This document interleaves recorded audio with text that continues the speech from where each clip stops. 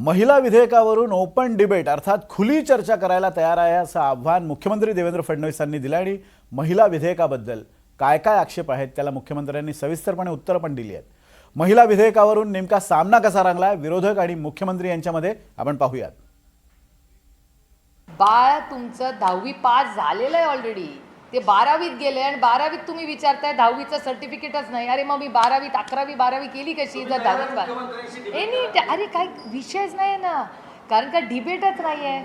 जर माननीय मुख्यमंत्री मला म्हणाले तुमचा महिला विरोध आहे, मी म्हणेन अहो आम्हीच एकमताने बिल पास केलं, तुमच्याच सरकारने आमचे आभार मानले बिल पास करताना। जरा डिबेट ते महिला आरक्षणाचा बिलचा विषयच नाही आहे, विषय फक्त डिलिमिटेशन बद्दल सीमित आहे।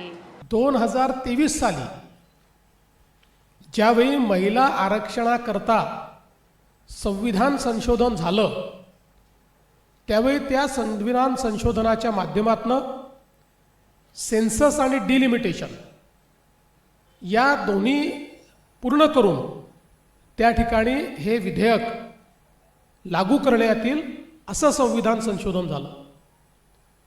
याचा अर्थ परवा जी विधेयकं आली ती काही अचानक आलेली विधेयकं नाहीत। 2023च्या संविधान संशोधनाप्रमाणे ती विधेयकं त्या ठिकाणी आलीत। आता यात अंतर काय होतं? अंतर एवढंच होतं की त्यावेळी असं वाटत होतं की सेन्सस हे पूर्ण होऊन जाईल, परंतु कोविडमुळे सेन्सस हे 2027 पर्यंत पूर्ण होईल आणि मागचा अनुभव पाहता 2002ला सुरू झालेली डिलिमिटेशनची ॲक्टिव्हिटी 2008 साली संपली। त्यामुळे 2027ला डिलिमिटेशनची ॲक्टिव्हिटी ही जर त्या ठिकाणी 27 म्हणजे ती 28ला सुरू होईल, कारण सगळी आकडेवारी फायनल होतपर्यंत 28 उजाडेल, तर ते 2029ला कधीच लागू होऊ शकणार नाही। कट कारस्थान आहेत महिलांच्या विरोधात, ते सगळे उघड पडले आणि आता काही चालू शकणार नाही। हा त्यांचा डेस्परेट अटेम्प्ट होता, लास्ट अटेम्प्ट होता, पण काही नाही, आता ते पूर्णपणे उघड पडले आणि आपल्याला दिसून येते। मी कोण लागू केली, पण जेव्हा आपण बघतो कमेंट बघतो सोशल मीडियावर किंवा खूप जण आता बोलायला लागले त्याबद्दल की आपल्याला कळतं की महिला विरोधी भाजप महिलांचा वापर करून डिलिमिटेशनचं बिल आणण्याचा प्रयत्न आरक्षणाच्या विरोधात असलेले, कारण का ॲडिशनल सीट्समध्ये त्यांचे काय, त्यांचे बाहुबली, त्यांचे गुंडाराज, त्यांच्या सगळ्या लोकांचे सीट्स परमिनेंट करून फक्त अतिरिक्त सीट्स महिलांना द्यायचा त्यांचा विचित्र प्रयत्न होता। 2023 साली ज्या लोकांनी याला समर्थन दिलं की डिलिमिटेशन हे सेन्सस नंतर होईल, डिलिमिटेशन हे कशा पद्धती महिला आरक्षण विधेयक हे डिलिमिटेशन आणि सेन्सस प्रमाणे लागू होईल, त्याच लोकांनी हे लक्षात आल्याबरोबर की आता एनडीएकडे 2/3 मेजॉरिटी नाही आहे, सरड्यासारखा रंग बदलला, आपले खरे दात बाहेर काढले आणि या विधेयकाच्या विरोधात मतदान केल्यामुळे विधेयकाच्या बाजूने 298 आणि विरोधात 231 मतं पडली। याचा परिणाम असा आहे की लोकशाहीमध्ये महिलांच्या सहभागितेचा मृत्यू झालेला आहे, त्याची हत्या झालेली आहे आणि त्याचे हत्यारे हे सगळे विरोधी पक्ष आहेत।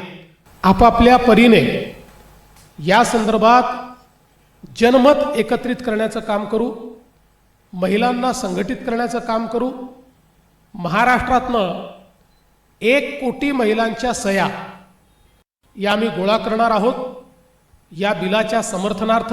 मला मनापासून आनंद आहे जर भारतीय जनता पक्ष जन आंदोलन उभं करणार असेल तर चांगली गोष्ट आहे। ह्याचा अर्थ लोकशाहीमध्ये टिकते अजून थोडे दिवस। जन आंदोलन उभं करणार असतील तर त्यांनी करावं, गैर काय त्याच्यात? मग म्हणजे एका सत्तेमधल्या पक्षाला विरोधकांच्या विरोधात जन आंदोलन उभं करावं लागतंय आणि कशावर? म्हणजे जो विषयच नाही आहे त्याला जर विषय करायचा असेल तर गुड लक टू देम।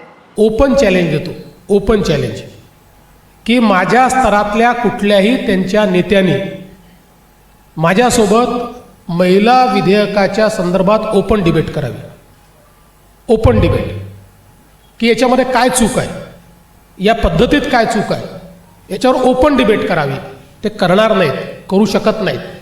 माझी तयारी आहे. माननीय मुख्यमंत्री म्हणतील ती जागा, माननीय मुख्यमंत्री म्हणतील ती वेळ, कारण का ते माझ्यापेक्षा जास्त व्यस्त आहेत. त्याच्यामुळे ते म्हणतील ती वेळ विनम्रपणे, आमच्यापैकी कोणीही विरोधक म्हणून नाही, पण देशाला वास्तव कळलं पाहिजे. कारण का महिला आरक्षणाला विरोधच नाही आहे ना. बिल पास झाल्या. अहो